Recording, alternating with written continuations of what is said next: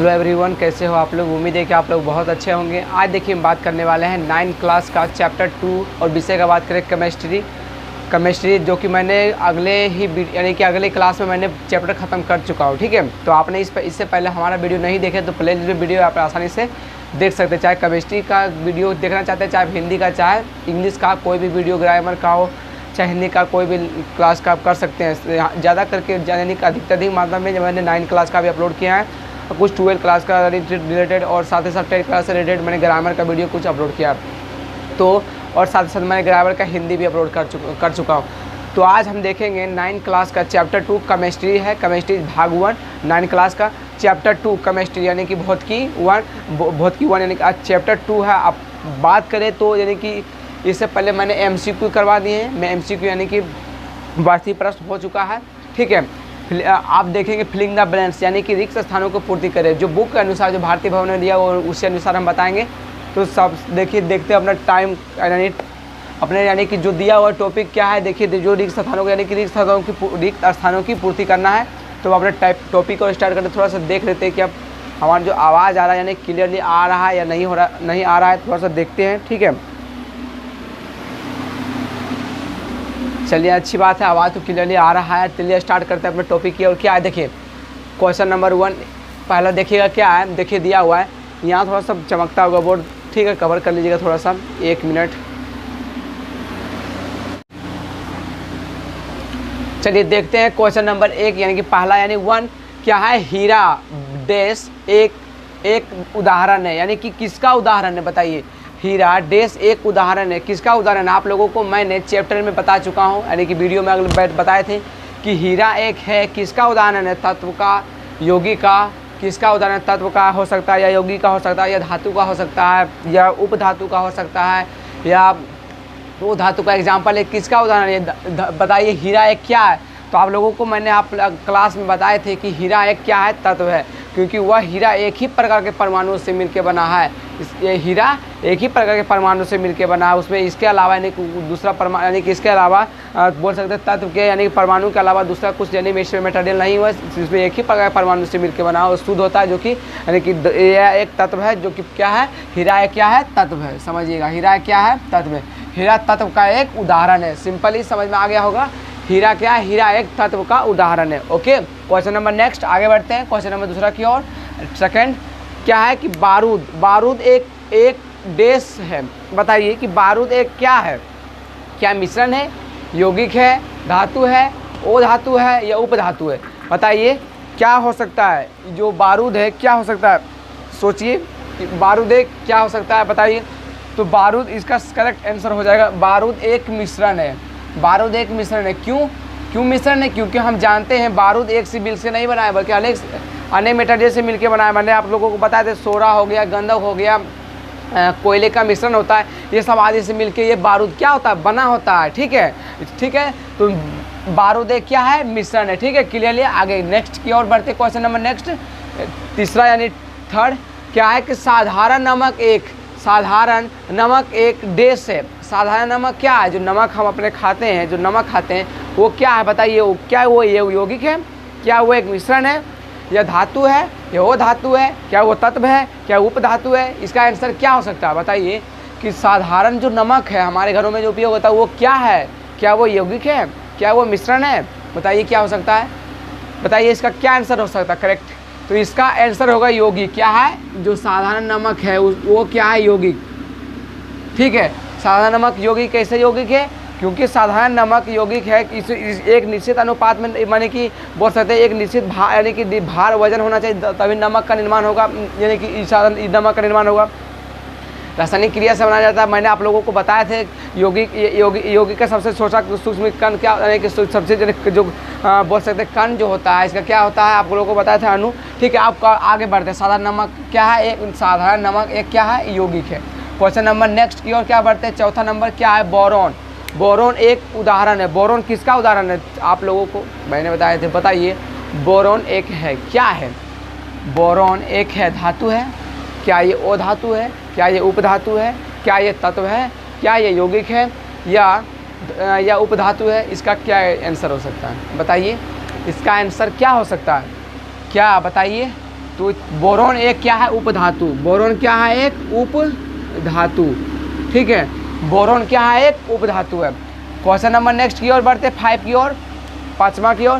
क्या है, अमोनिया और जल का जब मिश्रण है, अमोनिया और अगर हम अमोनिया लेते हैं और जल, अमोनिया और जल को एक साथ अगर मिश्रण यानी कि एक साथ मिलाने के बाद जो बनता है उसे क्या कहते हैं? क्या वो यौगिक होता है, क्या यह तत्व होता है, क्या यह धातु होता है, क्या वो धातु होता है, क्या वो उपधातु होता है, या मिश्रण होता है, या यौगिक होता है?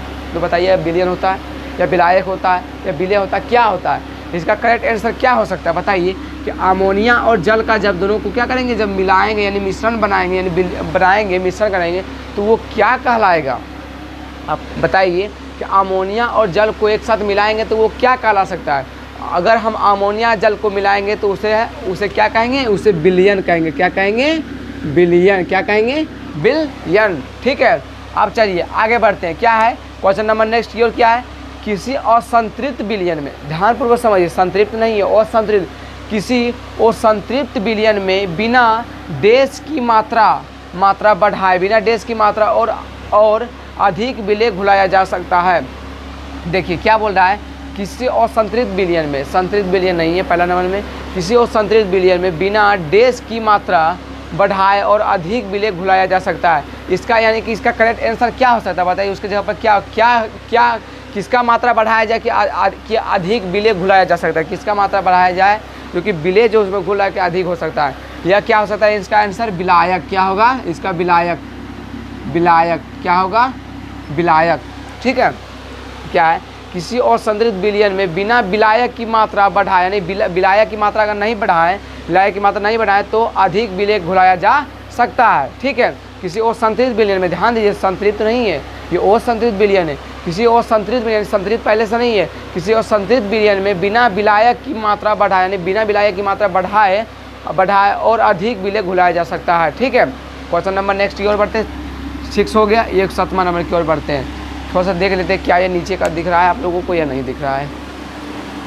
थोड़ा सा 1 मिनट नीचे कर देते हैं। नेक्स्ट आगे देखते हैं क्वेश्चन नंबर 7 यानी 7 की वह घटना, क्या बोल रहा है कि वह घटना जिसमें कोलाइड के कण, ध्यानपूर्वक समझिए, कि वह घटना जिसमें कोलाइड के जो कण होता है प्रकाश का प्रकीर्णन कर देते हैं कहलाती है, क्या कहलाती है बताइए? वह क्या कहलाती है?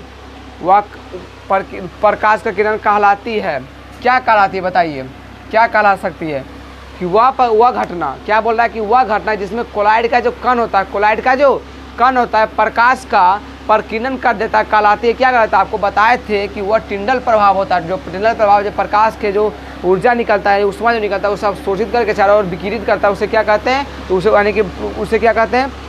प्रकीर्णन कहते हैं। और यह जो क्रिया, पूरी प्रक्रिया कर रही थी वो कहलाता है टिंडल प्रभाव। क्या कहता है? टिंडल प्रभाव। क्या कहलाता है? टिंडल प्रभाव। ठीक है, क्वेश्चन नंबर नेक्स्ट की ओर बढ़ते हैं, 8 की ओर। क्या है कि बालू और जल की मिश्रण, अगर जब बालू और जल को मिलाएंगे, क्या बोल रहा है? अगर हम बालू और जल को मिला दें, ठीक है, मान लीजिए हम बालू और जल को मिलाएं, जिस प्रकार मिला, देखिए बोल रहा है बालू और जल को मिश्रण में, बालू और जल को अगर मिला देने पर, बालू और जल के मिश्रण में बालू को डैश द्वारा पृथक किया जा सकता है। बालू को कैसे हम अलग कर सकते हैं? देखिए क्या बोल रहा है कि बालू और जल मिला हुआ, बालू और जल मिला हुआ एक साथ, उसे कौन सा विधि से हम बालू को अलग कर सकते हैं? तो आपको बताए थे अगर बालू और जल अगर मिल जाए तो उसे छन्ना पत्र की सहायता से हम बालू को अलग कर सकते हैं और जल को अलग कर सकते हैं।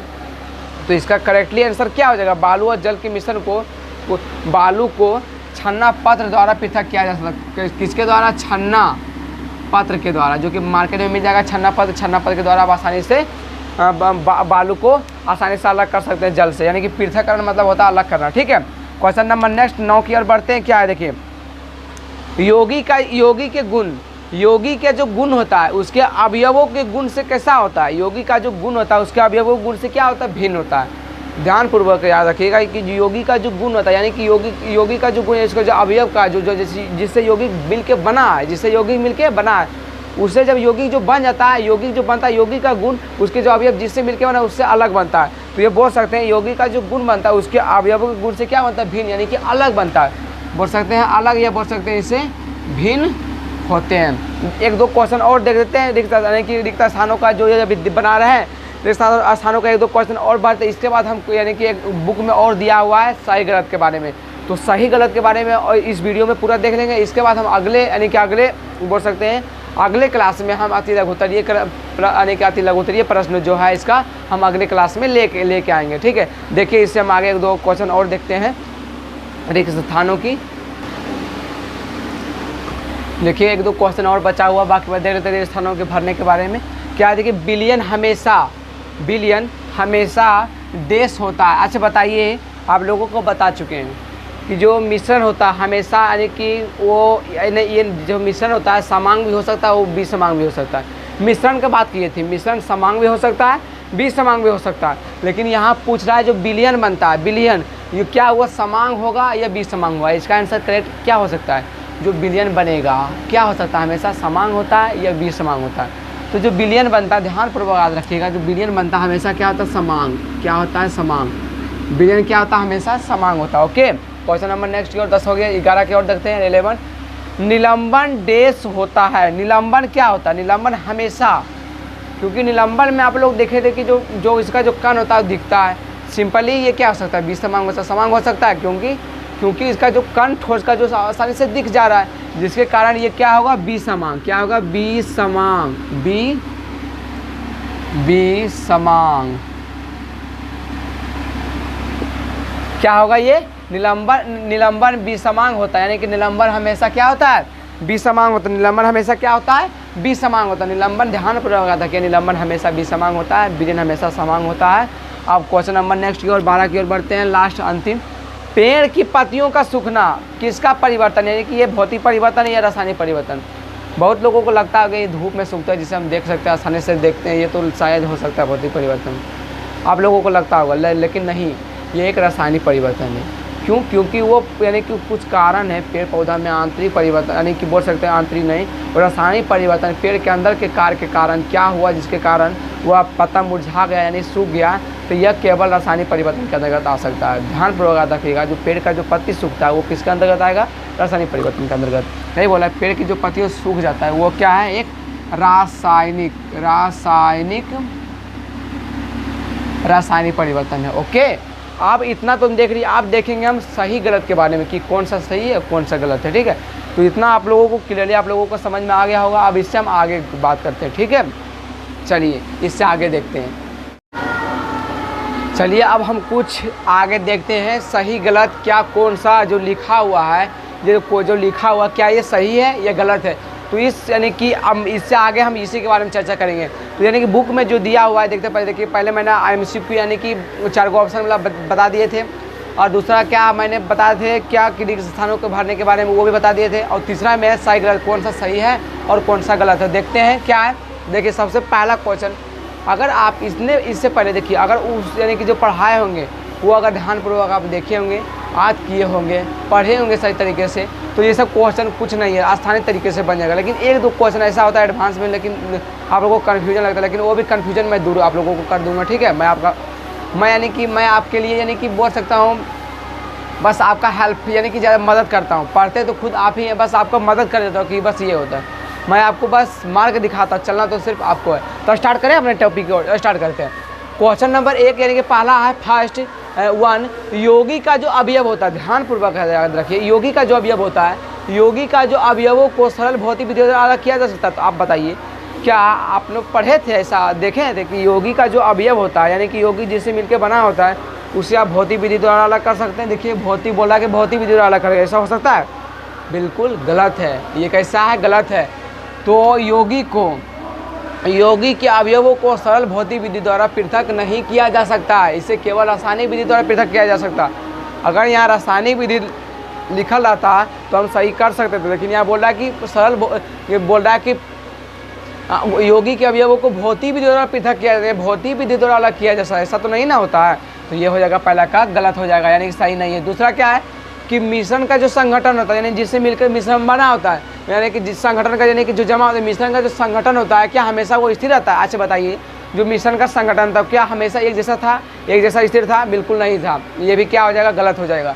मिश्रण का जो संगठन हमेशा स्थिर नहीं होता है, सबका एक जैसा स्थिति नहीं होता, सबका अलग अलग स्थिति होता है, इसीलिए मिश्रण का संगठन जो होता है वो क्या होगा, स्थिर नहीं होता, इसलिए क्या हो जाएगा, ये गलत हो जाएगा।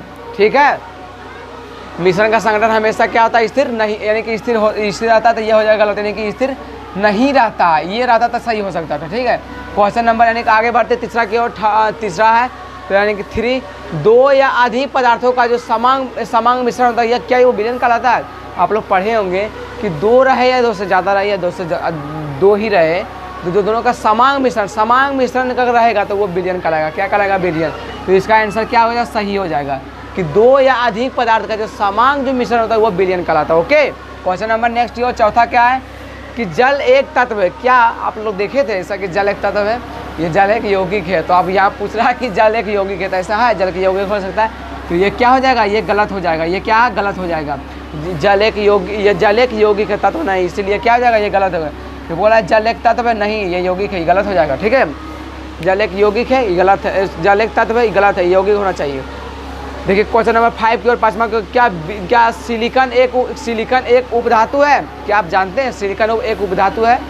हाँ, सिलिकॉन एक उपधातु है। सिलिकॉन क्या है, एक उपधातु, ये सही हो जाएगा। सिलिकॉन क्या है, एक उपधातु है। सिलिकॉन एक क्या है, उपधातु। क्वेश्चन नंबर आगे की ओर बढ़ते हैं, क्या है देखिए, ये सही नहीं, बस अभी लगाए टीका कि विलयन के जो अवयवों को छाना विधि द्वारा पृथक किया जा सकता है। ऐसा देखे हैं कि जैसे कि चीनी और पानी को जब घुला देते हैं, यानी कि मिला देते हैं, पूरा मिक्स कर देते हैं, या दूध और पानी को मिला देते हैं, समांग मिश्रण हो जाता है, मिल जाता है समांग।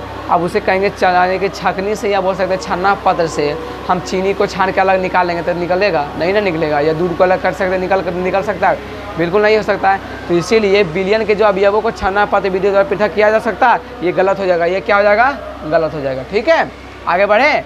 चलिए, जो कोलाइड का जो कण होता है छन्ना पत्र को पार कर पाता है, बिल्कुल पार कर पाता है। बताइए कि जो कोलाइड के जो कण होता है छन्ना पत्र को पार कर पाता है, बिल्कुल कोलाइड का कण छन्ना पत्र को पार कर पाता है, क्योंकि उसका कण जो होता है बड़े बड़े होता है, जो दिखाई पड़ता है।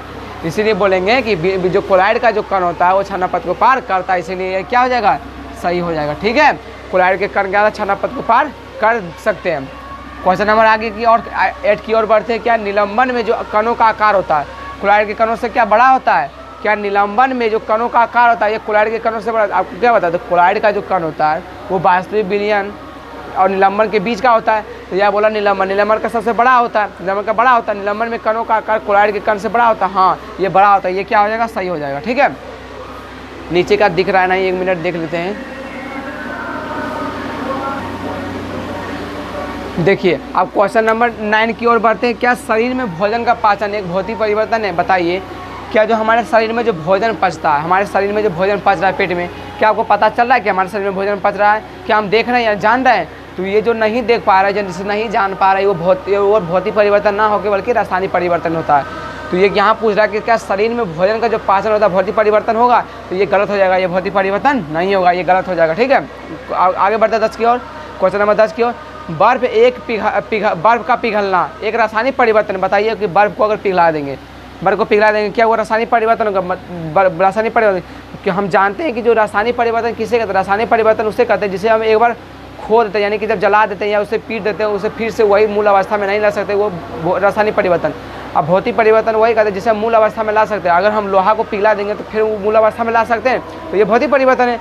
लेकिन यहाँ बोल रहा है कि बर्फ का पिघलना, फिर तो हम उसे बर्फ को पिघल जाए तो फिर तो हम उसे बर्फ बना सकते हैं ना, तो वो भौतिक परिवर्तन होगा। लेकिन यहाँ बोला रासायनिक परिवर्तन, तो इसका आंसर ये वाला क्या हो जाएगा, गलत हो जाएगा।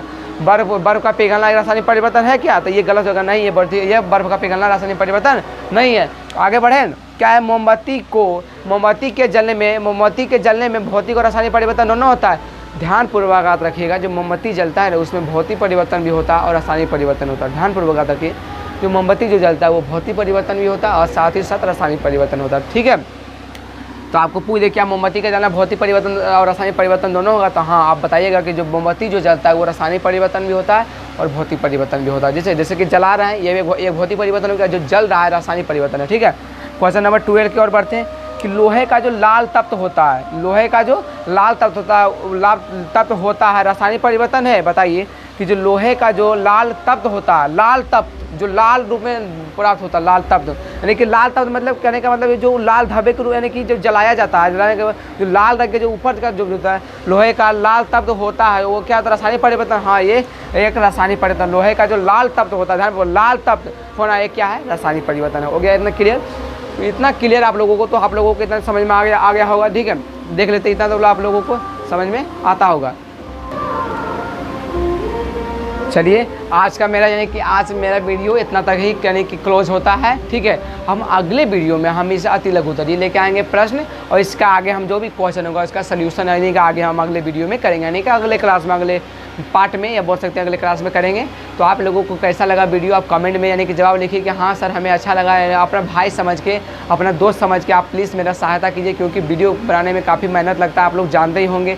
क्योंकि वीडियो बनाने के लिए अच्छे यानी कि परफेक्ट टाइम होना चाहिए, सब यानी कि सब चीज़ सा यानी कि अच्छी तरीके से सब व्यवस्था होना चाहिए, जिसके कारण ही वीडियो हम बनाते हैं।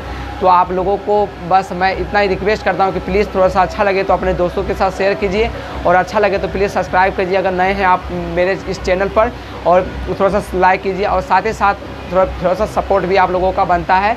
तब तक के लिए जय हिंद। वीडियो देखने के लिए बहुत बहुत धन्यवाद। ठीक है, तब तक के लिए बाय बाय।